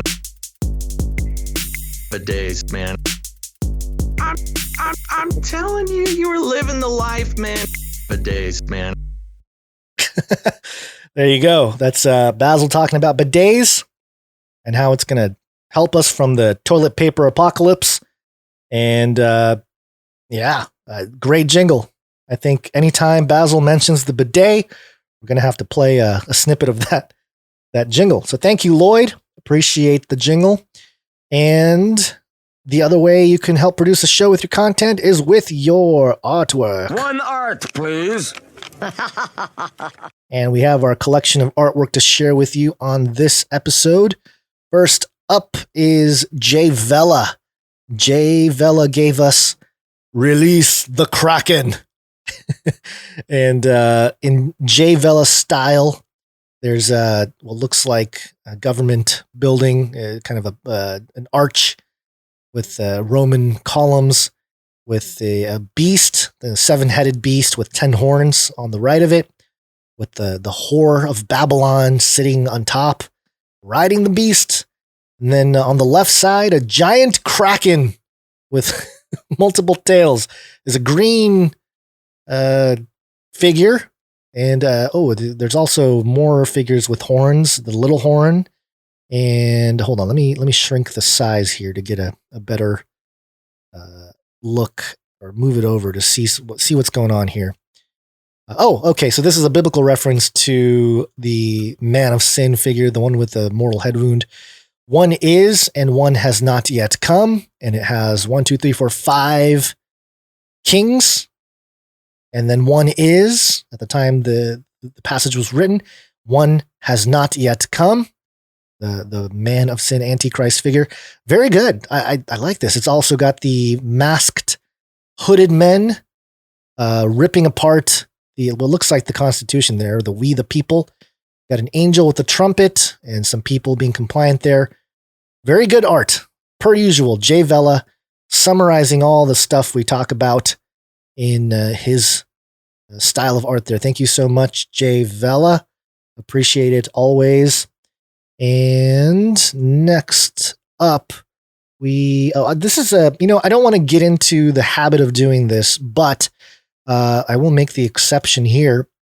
We got an email from Big Axe 007, and he was hanging around Phoenix, Arizona, and he sent us this picture here, which has a white pyramid that's kind of enclosed off, and apparently this is the burial site of the first governor of Phoenix. So there you go. The first governor of Phoenix is buried in a pyramid, a little white pyramid in Phoenix, Arizona. So, yep, this type of thing, not surprising, but it's all over the place, folks. Once you realize that this this entire country was being led by these types of fellows, you'll see the markers all over the place. So thank you, Big Axe 007, for the photo. Next up, we will do one of our prolific artists, Ali. That's Gazlin Bonds in the chat. This is Legend of the Fall. And it's a portrait of Wes and Justin Fall, who were guests on the last Canary Cry News Talk / Canary Cry Radio episode. And very well done. Very well done. I like the look. Justin looks just like Justin. Wes looks just like Wes. And very good job, Ali. Appreciate it. If you don't mind, I think I might send it to Justin and Wes just so they can get a copy of it as well, unless Ali already did it. But there you go. Thank you, Ali. Fantastic job. Let's move on here to Grace. Grace coming in with the quotes. Producer Grace. She has vowed to take lines out of the show and make them into artwork, and she has been doing this fairly consistently. So thank you, Producer Grace. Today she has the Totally Clown World quote from Canary Cry News Talk. I think it was the last episode. Yep, we live in a total clown world. Absolutely true. We can bust that quote out every time we think that it's true, which is often. And also the second piece of art, this was a Basil quote. Maybe it's funded by Basil. And, I wish Basil was here for this one because, it's still over my head, I still don't know exactly what the whole situation is, but, I think it's got something to do with vacuums and robot vacuums and the takeover and all this kind of stuff. I think it was related to the story about the hack. There was a hack of the robot vacuum where they can get, I think you could speak to it or it's able to get all the data. It's able to world scrape directly from the robot vacuum. So I think that's what it was in relation to, but there you go. And, I did have, give me a moment. I'm going to pull this up because, oh boy, this is where I can use a partner in crime when it comes to some of this stuff. There was somebody shared with us some artwork that they had done with her daughter. It's called, I'm sorry, it was from producer Tama. And let me okay, it was a little bit difficult because it's a video, and I will go ahead and play a little bit of the video here. It's a video of the artwork, and hold on one moment. I'm going to go ahead and just try to show it here. It's a very good artwork. It's kind of like a scrapbook type of thing with a whole bunch of different things going on. It was a collaboration with mom and daughter, and she created a kind of a music video showing all the pieces of art. It's very elaborate. It's beautiful. It's very well done. And she said best viewed once, then again stopping along the way, reading the blurbs. And again, it's got like little quotes in there and different things. It's very pretty. I don't know how to really describe it with words, so you'll have to take a look at it. But yeah, something to keep in mind. We'll leave a link in the show notes at canarycrynewstalk.com, and you can take a look for yourselves and check it out. It's very pretty. It's outstanding work. I just don't know how to really put it in words and do justice in terms of the audio side of things. So there you go. They said they're part of the family of Canary Cry listeners. So thank you so much, Producer Tama, and your daughter. So we really appreciate it. Fantastic artwork. And we hope that some people can come check it out. So there you go. That's Producer Tama's work right there. And let's see, what else? Who else? Who am I missing? I think that is it for the artwork. And I just want to thank Producer Javel, which is Allie, for doing the timestamps, although I guess she ran into some technical issues on the last episode. But somebody named Jade Bouncerson came in with the timestamps, and I have a sneaking suspicion that is also Allie, but I could be wrong. If I'm wrong, I'm sorry. Thank you, Jade Bouncerson, for providing the timestamps on the Canary Cry, the Face Like the Sun YouTube channel. And, there's, I need to figure out, I got to listen to Adam Curry's new thing. He's putting together Podcast 2.0 because obviously Podcast 1.0 has been taken over by the corporate structures. And so he wants to preserve the open, free access of podcasting. And so he's putting together Podcast 2.0. And I want to figure out a way. There's something about Podcast 2.0 where the community, through certain apps, the community can just, provide timestamps. And so I want to go ahead and look into that. And I won't promote it here yet, but it looks like in the chat, Jade is Javel's mother. Oh, okay. Oh, so there you go. From the same branch. Thank you, Producer Jade. And, family coming in. Okay. So there you go. I'll keep an eye on, some of that technology, and we can move into that. And we're doing some other things. It's a little early to really announce anything for sure, but we're trying to put together stuff so we can live stream, not from, YouTube. We'll still live stream from YouTube, Facebook, Twitch, and all that. It'll just be a little bit different because we're going to try to host it ourselves instead of, or at least on our own website, not entirely ourselves, but at least on our own website. So we're not relying so much on these large platforms.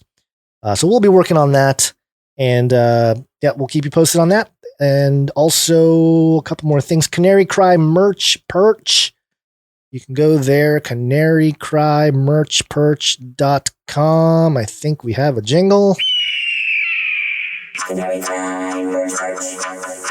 Cry merch perch. You can get all kinds of swag there. I actually quietly ordered something from the merch perch, and I will be putting it on display once it shows up on one of these live stream episodes. I'm looking forward to my order, but we'll see. I think that is it. We didn't have any birthdays. So anyway, thank you everybody, all the producers, Producer Black Pope, Producer Melody, Producer Lloyd, Producer Jay Vella, Producer Tama, Producer Ali, Producer Grace, and Producer Jade Bouncerson for contributing to episode number 270. All right, couple more stories, and then I'm going to get out of here. Yes, it's wake up time. Hey, yo, wake up. Basil's still frozen? Yep. He's still cryogenically frozen. Okay, this next one is a few different jingles here.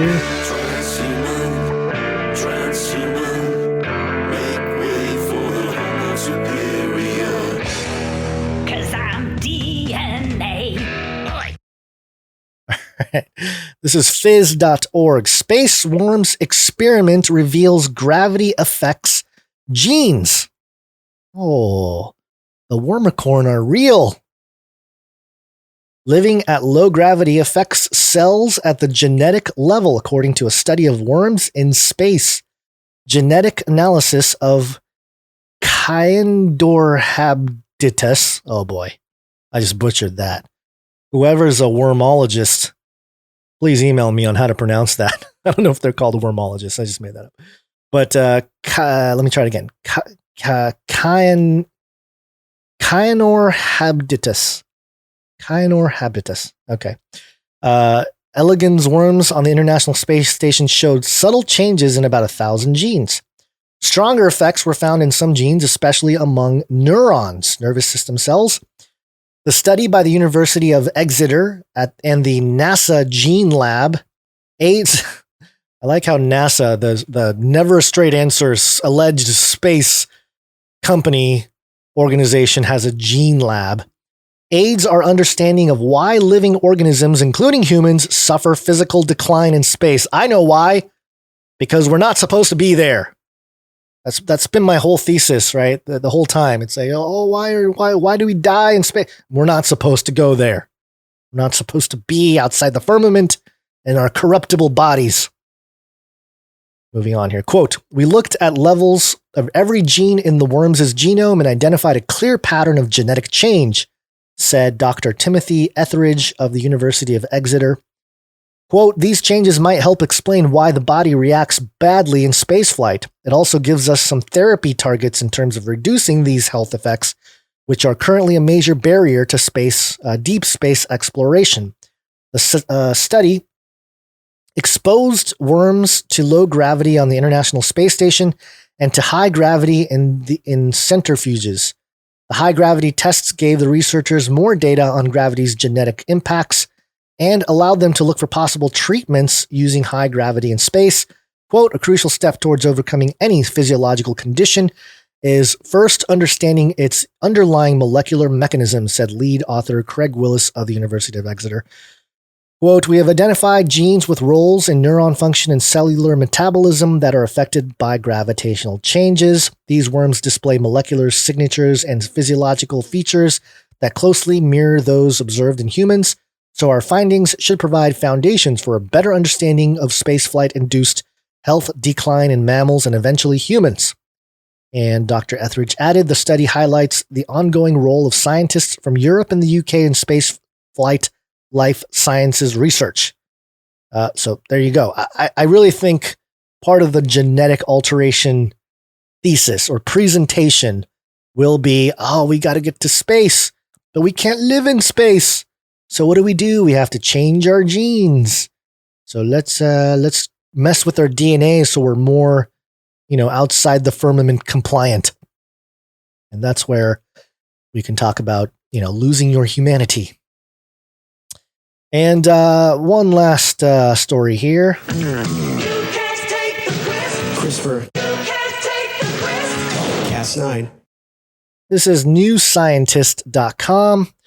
CRISPR gene editing of brain cells might prevent Alzheimer's disease. And we knew for a while that, this type of CRISPR technology is going to start editing brain cells. But here you go. It might one day be possible to gene edit brain cells to prevent Alzheimer's disease. Researchers have discovered that altering a gene or a key gene in human nerve cells reduces the formation of a protein associated with the disease, though so far this has only been done in a dish. Oh, good. It's only been done in a dish. So next up, in a brain. Alzheimer's is the main cause of dementia, and the risk rises sharply as we grow old. Around 1 in 4 people aged over 90 have it. And that's it for the article. It's a pretty short article here. But, this type of thing, it's, again, it's that conversation of enhancement versus, what was the other word? I've been talking for so long, I'm starting to lose my focus. Restoration versus enhancement. Are you doing things to restore? For example, this type of gene editing would certainly help restore those who are suffering from something like Alzheimer's. But could it also be used to enhance and move past the Goldilocks zone of brain function? And certainly that's the ethical question that a lot of these scientists are allegedly facing. Although, again, in my opinion, I think they have gone well beyond the boundaries of ethics when it comes to human cloning or other types of animal cloning, when it comes to gene editing, when it comes to hybridization of man and machine and man and animal. This type of thing, experimentation, is ancient in its origin, and I think it's happening again, just as Jesus stated. But as the days of Noah were, so shall also the coming of the Son of Man be. And it's one of the major character traits, I think, of the days of Noah that Jesus talked about. And we've had people say, or skeptics of that interpretation suggest that, no, he's just talking about the days of Noah. You know, people just unexpectedly were wiped out by the flood. Sure, that is also part of the discussion, but I don't see how, if you look at the trajectory of the days of Noah and his 950 years of life, I don't see how some of these other things don't factor in, because obviously the Tower of Babel was after the flood, but before the flood, definitely. Genesis 6, there was some kind of weird genetic thing that happened with the sons of God mating with the daughters of men, and the race of Nephilim that were running around back then. And that's a big part of the conversation as to why this type of hybridization is becoming reality again in our generation. And the only other time in all of recorded human history that we even see any glimpses of it is through mythological accounts of giants, of other creatures, titans, and other hybrid species from, you know, the Greek mythos. So it's left in the memory of humanity, maybe not explicitly as acknowledged by scholarship, but certainly in the form of mythology. And in that way, I think definitely we're living again as it were in the days of Noah, at least in those character traits. And another one is lifespan. A lot of those early biblical, the patristic early fathers of the Bible, they lived a long time. Noah, 950 years. And, is it, that's a really good question. You know, is it unbiblical if some of us, lived for 200 years because we had some kind of, for example, in the last, I think it was an episode or two ago, they figured out, some Israeli technologists had figured out that some kind of chamber, I'm butchering it now, it was some kind of like isolation chamber and some oxygen basically reversed the decay of the telomeres, which is responsible for aging. So if we do that, I mean, it's fairly natural. It's a natural type of, assistance, or what is it? When I'm losing words now, and I'm lacking sleep too. Baby still keeps me up pretty late, and got to get up pretty early. So my brain is starting to fry out. But what am I trying to say here? What is the word? I'm really struggling here. Somebody help me out in the chat. What am I trying to say? An application, or boy, I'm really having a brain thing. I'm gonna have a sip of my mungicha here and try to think of the word. Nope, still didn't come to me. Basically, the practice of a natural type of healing, so to speak, to reverse the decay of the telomeres. Is that unbiblical? Is that anti-God if you do that? That's a good question, especially if people start living a little bit longer. I know some people will be against it no matter what and say, "Hey, I'm just going to take what comes and I'll just I'll just live as long as the Lord allows." But it's a good ethical question for our generation. If it's a natural application of medicine, is it okay if it helps us live longer? Because certainly we're already at a point where we apply medicine to extend people's lives. People are living longer because of the medicine we have. So, and I don't think people are losing their salvation because they went to, a hospital to try to get some help. Homeopathic? Yeah, sure. Yeah, that might be the word that I'm looking for. Sure. Yeah, not quite, I don't think, but that is one. Yeah, yeah, okay. Homeopathic medicine. That makes sense. All right, thank you, buddy. This is why you're all producers, because when I start falling apart, we get the producers to come in and help. So Basil, he didn't make it today. He's carbon frozen. Maybe the Mandalorian can come decarbonize him. And I'll end with this. I've been watching the Mandalorian, and I had a moment. I was holding my son, who's a month old, and I was holding him, and I was kind of watching the Mandalorian, and he was like cooing. My son, he was like making cooing noises. And and I look up, and the Mandalorian is holding Grogu. Is that his name now? Yeah, Grogu.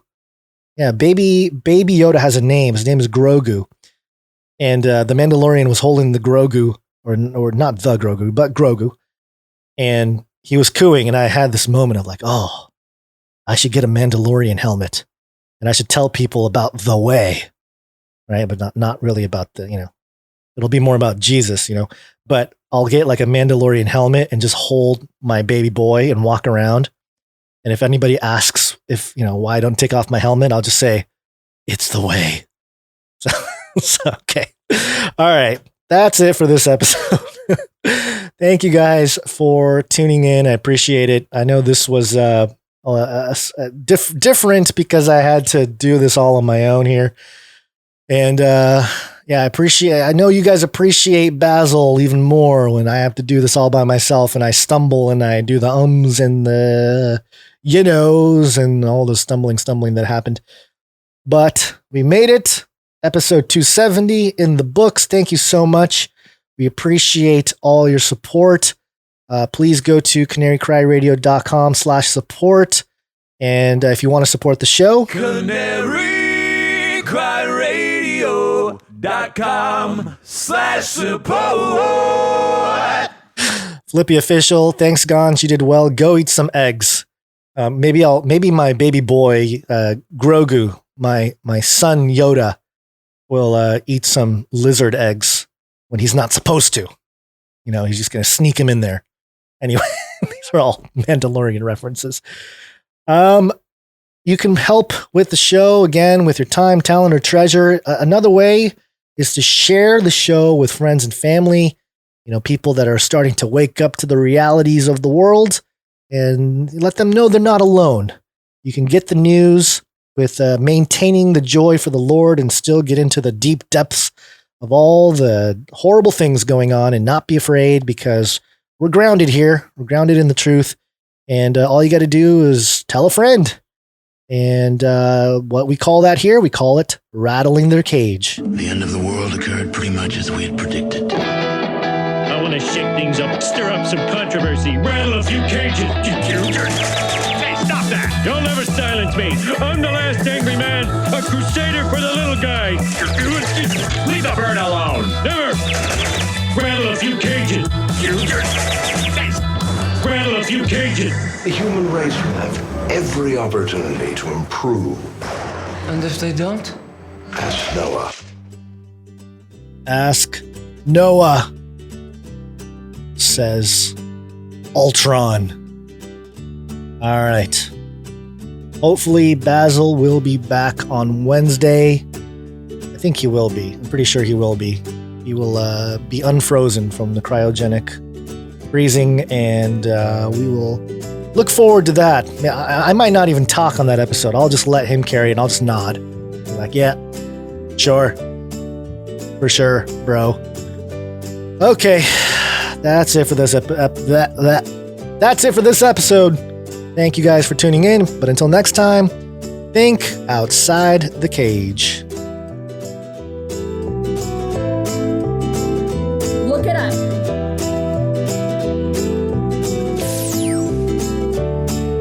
Aliens. Burn it all. I'll keep you warm and safe in my people's zoo. You can't handle the truth. Son of a bee sting.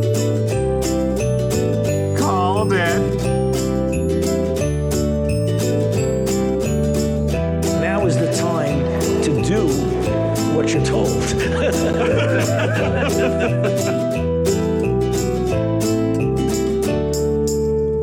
Remember, reality is an illusion. The universe is a hologram. Buy gold. Buy! I want to shake things up, shake things up. I want to shake things up, shake things up. Leave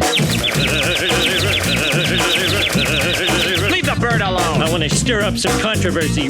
I want to rattle a few cages. I want to rattle a few cages. I'm the last angry man. You'll never silence me. I'm the last angry man. I'm the last angry man. You'll never silence me. I'm the last angry man. A crusader for the little guy. Little guy. Little guy. Well, we'll see about that. Whatever, Illuminati.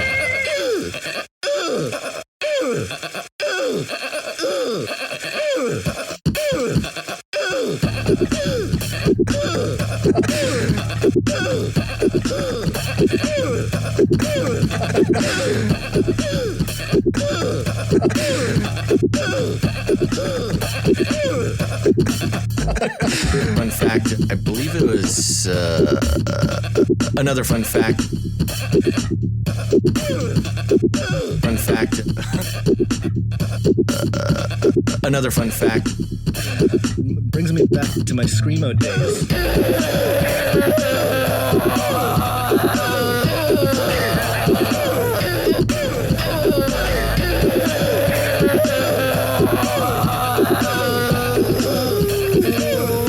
It will kill.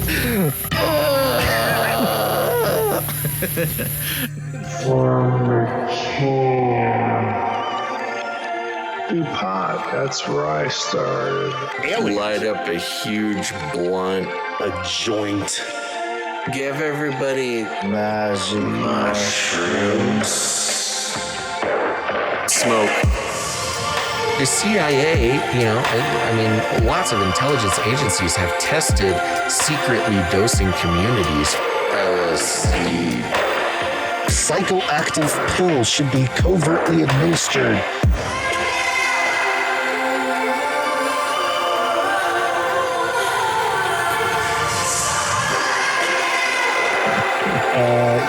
Just put me on some, I don't know. Give you a shot in the butt. Fluoride, oxytocin. Get a chemical hug. I did dabble, some of that robot crack. I know what it's like.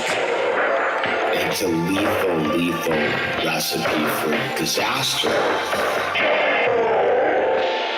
You need help. If you're a pharmacist, you need to repent. All right, weird. Get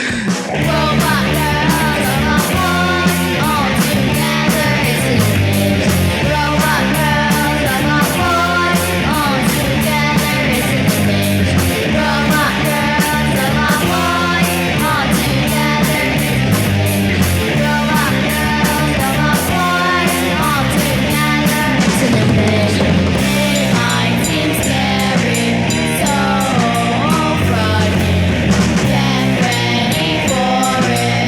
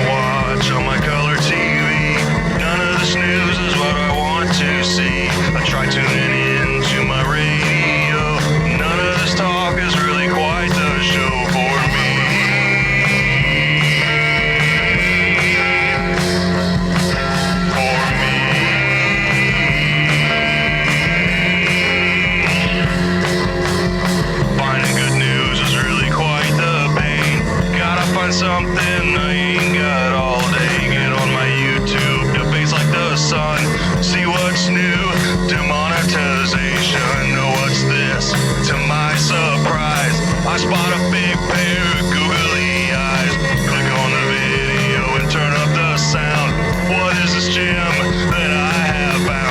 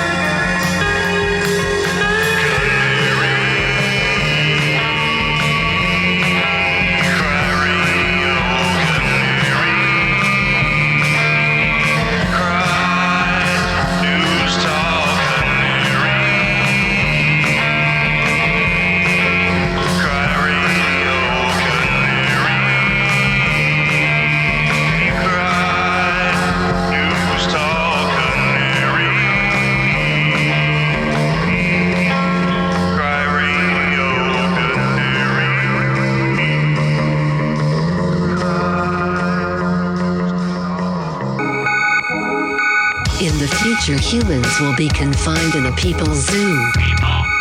I'll keep you safe and warm in my people's zoo. I'll keep you safe and warm now in my people's zoo. You, yeah, you in my people's zoo. I'll keep the cameras on.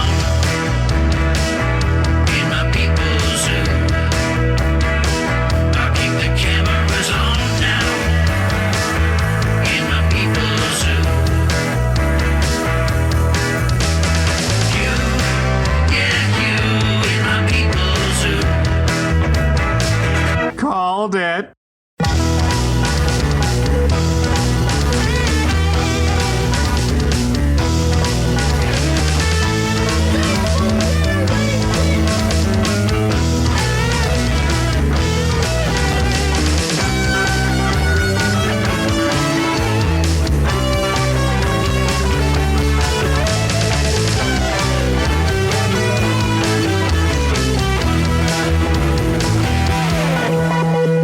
You're fat and sassy in my people's zoo.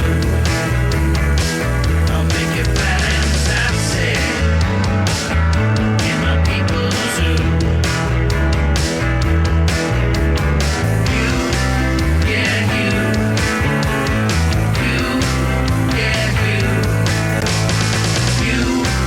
yeah, you, in my people's zoo. It's gotta be biblical. You're going down, Olstein.